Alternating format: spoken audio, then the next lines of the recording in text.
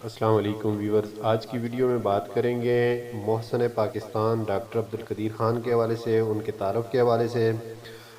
Pakistani atom bomb کے خالق doctor Abdul Qadeer Khan Hindustan کے شہر بھوپال میں ایک اردو بولنے والے پشتون گھرانے میں 1 اپریل 1936 کو پیدا ہوئے۔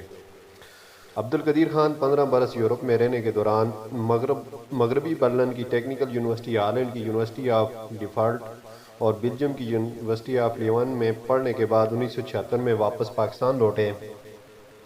عبدالقدیر خان ہالینڈ سے ماسٹر آف سائنس، بیلجیم سے ڈاکٹریٹ آف انجینئرنگ کی اسناد حاصل کرنے کے بعد 31 مئی 1976 میں ذوالفقار علی بھٹو کی دعوت پر انجینئرنگ ریسرچ لیبارٹری کے پاکستانی ایٹمی پروگرام میں حصہ لیا۔ بعد اس ادارے کا نام صدر پاکستان جنرل معظم ضیاء الحق نے 1 مئی 1981 کو تبدیل کر کے ڈاکٹر اے.کے. خان ریسرچ لیبارٹریز رکھ دیا۔ یہ ادارہ پاکستان میں یورینیم کی افزودگی میں نمایاں مقام رکھتا ہے۔ ڈاکٹر عبدالقدیر خان نے نومبر 2000 میں کیکسٹ نامی درسگاہ کی بنیاد رکھی۔ عبدالقدیر خان پر ہالینڈ کی حکومت نے غلطی سے عام معلومات چرانے کے الزام میں مقدمہ دائر کیا، لیکن ہالینڈ، بیلجیم، برطانیہ اور جرمنی کے پروفیسروں نے جب الزامات کا جائزہ لیا تو انہوں نے عبدالقدیر خان کو بری کرنے کی سفارش کرتے ہوئے کہا کہ جن معلومات کو چرانے کی بنیاد پر مقدمہ دائر کیا گیا ہے وہ عام کتابوں میں موجود ہے، جس کے بعد ہالینڈ کی عدالت حالیہ نے ان کو باعزت بری کر دیا۔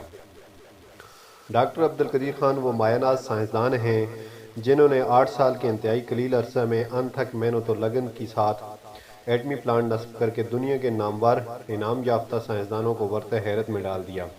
مئی 1998 کو آپ نے بھارتی ایٹمی تجربوں کے مقابلے میں وزیر اعظم میاں محمد نواز شریف سے تجرباتی ایٹمی دھماکہ کرنے کی درخواست کی اور اس طرح انہوں نے پاکستان کا دفاع ناقابل تسخیر بنا دیا اور آپ پوری دنیا میں مقبول ہو گئے۔ سعودی مفتی اعظم نے عبدالقدیر خان کو اسلامی دنیا کا ہیرو قرار دیا اور پاکستان کے لیے خام حالت میں تیل مفت فراہم کرنے کا اعلان کیا تھا۔ 1993 میں کراچی یونیورسٹی نے ڈاکٹر عبدالقدیر خان کو ڈاکٹر آف سائنس کی اعزازی سند سے نوازا۔ 14 اگست 1996 میں صدر فاروق لغاری نے ان کو پاکستان کا سب سے بڑا سول اعزاز نشان امتیاز دیا، جبکہ 1989 میں ہلال امتیاز کا تمغہ بھی ان کو عطا کیا گیا۔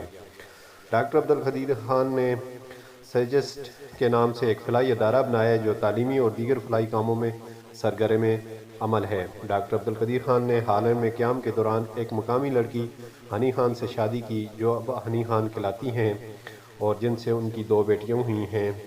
اللہ تعالیٰ سے دعا ہے کہ اللہ تعالیٰ ڈاکٹر عبدالقدیر خان کو سلامت رکھے۔